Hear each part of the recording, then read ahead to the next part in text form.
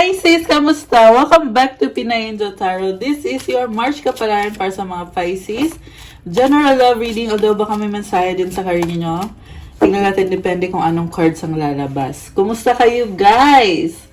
So, maaring mag-resonate ito o maaring hindi. Pero pag nag-resonate, i-comment nyo para alam ko. Okay?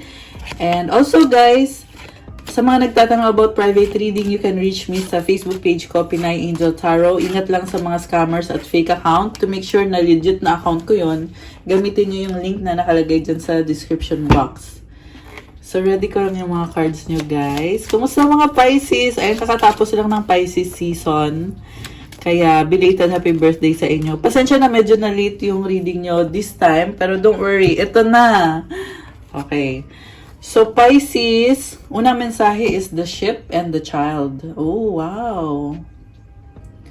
May nakita ko dito, opportunity. Posible merong travel. May nakita kong dagat baka, ayan, sea travel or overseas, kung ano man yan. Opportunity. Itong the child, it brings positive change, transformation. Baka meron kang iniisip or binabalak na i-pursue na opportunity kahit hindi kailangan mag-travel, pero ito ay bagong opportunity na magdadala ng positivity at ng pagbabago. Nakita ko nag-i-enjoy ka. Ayan, innocence. And also, nakakatuwa ang gaan ng pakiramdam, pero malaking malaking bagay to. Okay. So, from the tarot, tingnan natin, overall energy is 3 of Cups. Celebration. Oh, baka kasi kaka-birthday nyo lang, kaya in the mood pa kayo, no? May nakita ko nagsasaya. Connected ka sa emosyon mo, andun yung excitement, happiness. Okay. Sa recent past, so nakita ko dito, guys, so far na merong person na ka-deal mo na smooth naman, parang ini-enjoy nyo lang kung anong meron kayo ng taong yan na walang expectations or kumbaga nag-a-adjust kayo, go with the flow. Pinapakiramdaman nyo kung saan ba pupunta to, itong connection na to. May future ba to o ano? Sa recent past, the Lovers, 4 of Wands and the Strength card in reverse. Oh my gosh. Pinili mo yung taong yan, nagkaroon kayo ng commitment, and problematic yung commitment nyo. Parang, kasi naka-reverse yung the Strength card So, ibig sabihin, parang hindi mo kinakaya. And, merong mga hindi maganda din nangyayari. Pero, kasi pinili mo yan, ginusto mo yan. So, parang nasa point ka ngayon na tinitingnan mo, tama ba itong ginagawa ko? Tama ba yung decision ko dati na siya yung mahalin ko, siya yung piliin ko, na papasukin ko siya sa buhay ko? And, sa totoo lang, masaya ka naman kahit nga problematic yung lumabas dito, pero there is balance and stability. So, siguro talagang pinutunayan mo, sinubukan mo talaga na mag-work out or magkaroon ng malalim na connection dito. May nakita ko medyo lumuluha. So, medyo naging emotional ka. No? Tsaka, meron din talagang mga hindi maganda nangyari sa inyo. Sa connection na yan. Kung ano man to mga nangyari na to, naaalala mo yan ngayon. At parang you are looking back at alam mo naman na nalampasan mo na yan. So, ibig sabihin, you are stronger now, you are better now. 4:04 on the clock. Ayan, may angel numbers tayo. So, sa current energies mo, 3 of Pentacles, 2 of Cups, and the Queen of Pentacles. May partnership kayo, tanggap mo siya kahit magkaiba kayo ng taong yan. Parang in-embrace mo siya Nakita ko dito, in-embrace mo yung taong yan. Parang sabi mo, o sige, pasok ka sa buhay ko, tanggapin kita. Susuportahan kita kasi sinusuportahan mo din ako. Kumbaga siya yung go-to person mo na pag meron ka mang iniisip or pinaplano or kung meron ka mang pinoproblema, anytime, andyan siya. Ikaw din naman ganun din sa kanya. Nagbigay ng hope sa'yo tong taong to. Nakita ko dito may mga stars na kumbaga siya yung laging kausap mo or meron kayong stable na connection, mukhang meron din kayong pinag-aaralan na tungkol sa commitment nyo. Nakita ko din dito, nasa stage kayo na kinikilala nyo isa't isa. Kasi nare-realize nyo ay magkaiba pala tayo. Ito yung gusto ko, ito naman yung gusto mo. So, iba yan, iba din yung gusto ko.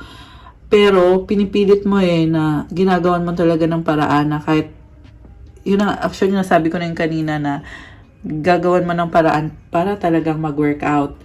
Kasi mapagmahal ka, maalaga ka, very practical energy, and iniisip mo din yung pang long term Ito ka kita mo white na yung buhok niya.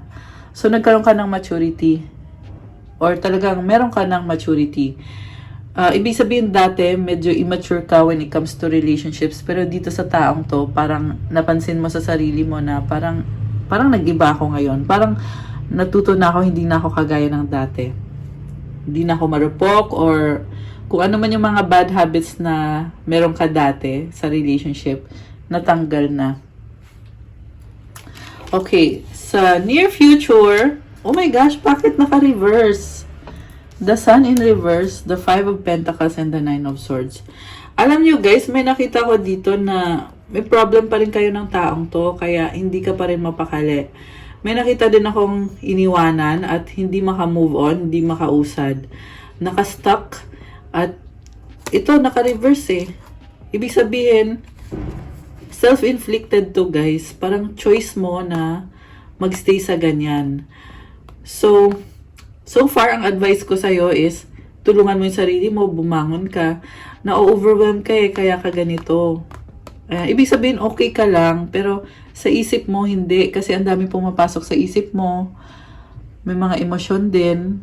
Diba? Lumuluha siya, diba?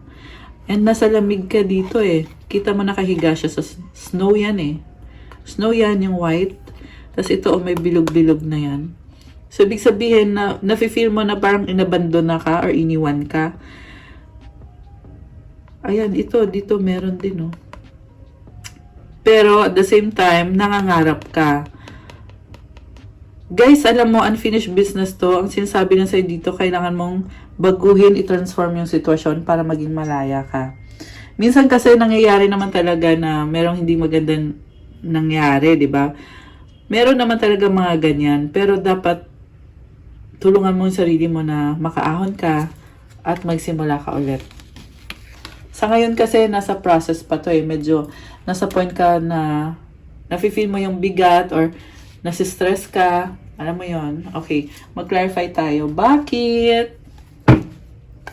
Si Pisces kasi laging nag-a-adjust Kaya, alam mo yon, kahit ang hirap-hirap, tinitiis mo. And, binabago mo yung sarili mo para makayanan mo. Okay.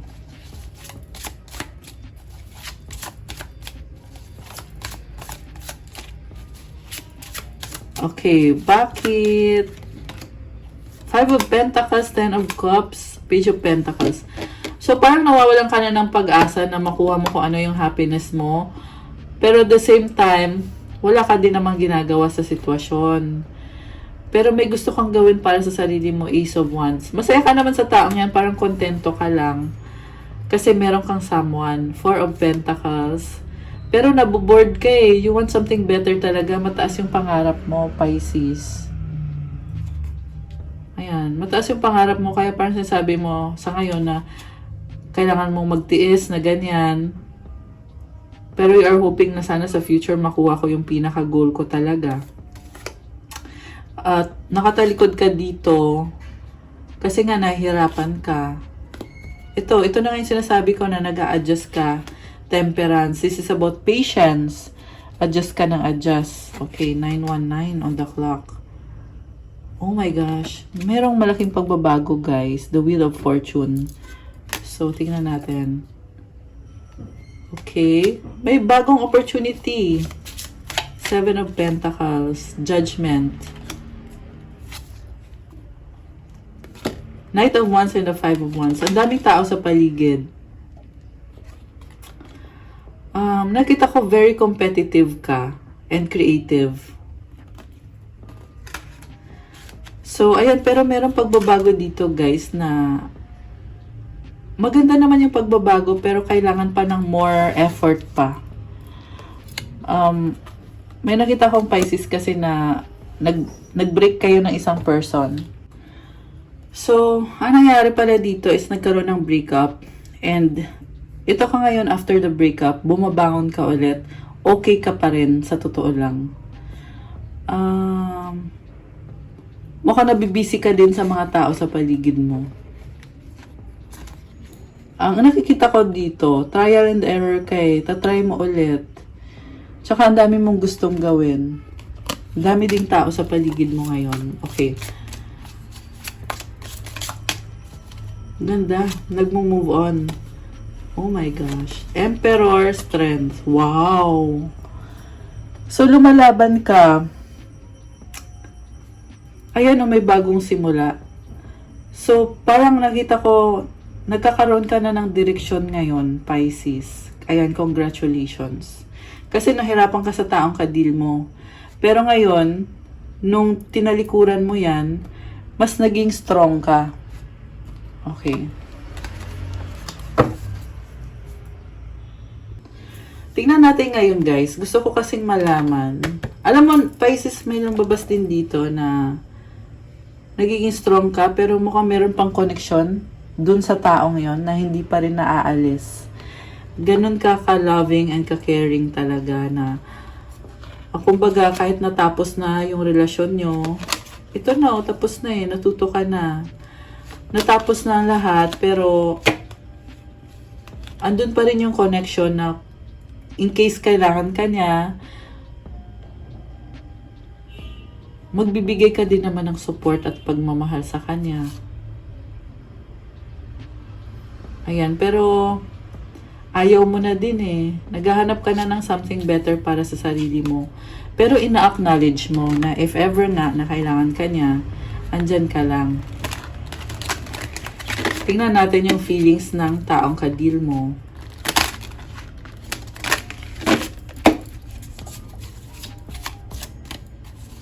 Ikaw yung tumalikod dito eh.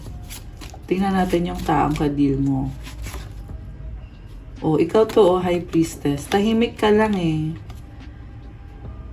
Naiisip mo pa rin siya. Ayan, pero hindi mo na siya kailangan. Ito ka, oh, tapos na eh. Nagtapos na. Ayan, umuusad na yung sitwasyon. So, 8 of Wands. Dami na ding blessings na dumadating since nung tinalikuran mo siya.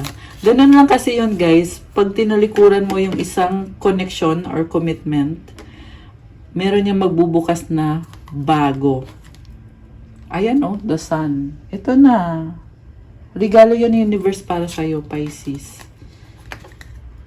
So, tingin ko naman, hindi mo na kailangan yung person mo eh. Kaya, hindi ko masagap-sagap yung energy ng person mo. Kasi, ikaw sa sarili mo, okay ka na.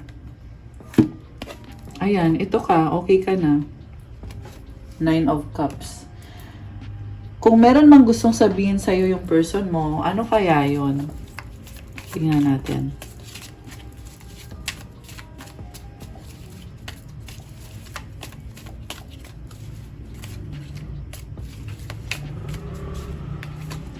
Oh my gosh. Mahal kita. I love you. Mahal ka pa rin ng taong yan. Ano pa? Ano pang gustong sabihin ng taong yan? Iniwan sa ere, hanging. Iniwan mo daw siya sa ere, hanging daw siya. So, baka siya ngayon yung hindi makamove on. Isa pa, ano pa bang gustong sabihin ng person ni Pisces? Oh my gosh, I need you. Parang nakikita ko dito, unhealthy eh. Codependent. So, kailangan niya matuto to stand on his or her own. Ayan. Usap tayo, talking. Parang gusto pa rin kumonek. Umaasa eh. Nag-iisip. Grabe. Parang pinagpawisan ako Advice para kay Pisces. Kuha din tayo ng mensahe galing sa Arboretum Oracle deck.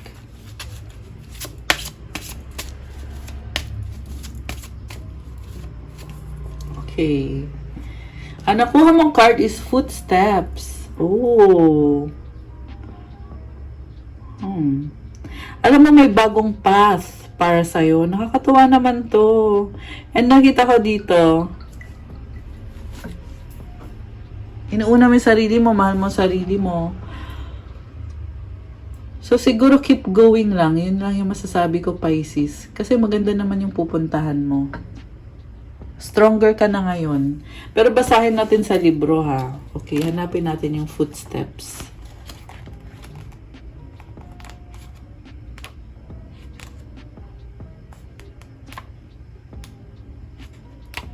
Footsteps. Ito. Okay. So, ito yon. Ayan. Pero ang haba nito yun. Sa dulo lang babasahin ko. When life's pathway seems glubbed up or confused or new beginnings are hard to find, be present in the now. Live in each crumlush moment and know that for you, Asa's Taculus new journey is never far away. Just take one footstep at a time. Wow! Ayan guys, one footstep at a time. Ibig sabihin, huwag magmadali. Dahan-dahan. Ang dami pang magandang mangyayari sa'yo. Merong ibang Pisces na nakastock, na hindi makaalis. Ang sinasabi nung dito, just take one step. Ibig sabihin, sabi ko nga, diba, one step at a time. Huwag madaliin. Slowly, but surely. And merong bagong journey. Habang ginagawa mo yung steps na yon, lalo kang lumalapit dun sa bagong journey na yon. Kaya ipagpatuloy mo lang. Ayan, nakakatuwa naman. Nakaka-excite yung new journey. Oh my gosh. Ayan. So, ganun talaga yun, guys. Talaga merong regalo si universe sa'yo. Pag nagsara yung isang pintuan, may isa pang pintuan na magbubukas. And itong card na to, look deep within your heart and you will feel my love. My love for you is as deep as the ocean. Grabe kasi magmahal si Pisces eh. Sobrang lalim. Parang ocean daw. Grabe. Ayan. So, ang lalim ng pagmamahal dito. And, yung sa bagong journey, ayan, yan yung dapat i-look forward mo sa ngayon. Nalalapit ka na sa bagong journey mo, Pisces. Ayan. Okay guys, that's all I have for you, Pisces, for your March Kapalaran. Thank you so much for watching. I-like nyo na tong video na to. Comment kung nag-resonate ba, kung nagustuhan nyo yung reading na to. Kung hindi naman nag-resonate, okay lang yun. I-comment nyo na rin para alam ko. Okay, thank you so much. Thank you din po sa mga nag-subscribe na. Thank you so much sa inyong mga Pisces. Kasi as of today, nasa 125k subscribers na po tayo. Thank you so much sa mga Pisces na nanonood. And belated happy birthday sa inyo. Kakatapos lang kasi ng Pisces season. And nasa Aries season na tayo ngayon. Sa mga bago naman dito sa channel na to, welcome and please do subscribe kasi kailangan ko din po yan. And also, para din ma-update kayo pag may bagong videos. And for those na nagtatanong about private reading, message me sa legit na Facebook page ko, Pinay Angel Tarot, or sa Viber or sa WhatsApp para mas mabilis. Nasa description box po yung contact details ko. Kung kailangan nyo ng gabay, kung nag-resonate kayo at kailangan nyo ng more information, pwede kayong magpa-private reading. May bayad yun kasi ikaw mismo yung i-reading ko. And for those na naman nagtatanong about sa crystal bracelets, marami po tayong mga bagong arrivals. Visit my Instagram, nakapost po doon yung mga crystals. Yung iba hindi pa po napopost, pero you can message me directly. And, ayun, yung nga lang guys, hindi ako nagre-recommend na ngayon. Kailangan, kung gusto nyo mag-recommend ako ng crystal sa inyo, magpa-reading na kayo. Sa akin, ganun yun eh. Sa iba, try nyo sa iba. Hindi, yung iba kasi, meron kasi iba na kino-compare ako sa iba. So, kaya sinasabi ko lang din para alam nyo na magkaiba naman kasi kami. Ganun lang po talaga yung sa akin. Pero, yun po, kung meron po kayong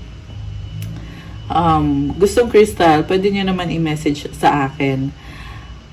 Pero kung gusto nyo ng mahabang usapan, so, kasi full sched po ako usually sa mga private readings. And kailangan magpa-schedule din po kayo. And may bayad po yung reading or crystals recommendation. Same price din po sa tarot reading. Anyway, ayun, message na lang kayo. Thank you so much. Have a good day, Pisces. God bless you all. Stay safe. I'll see you again soon. Bye!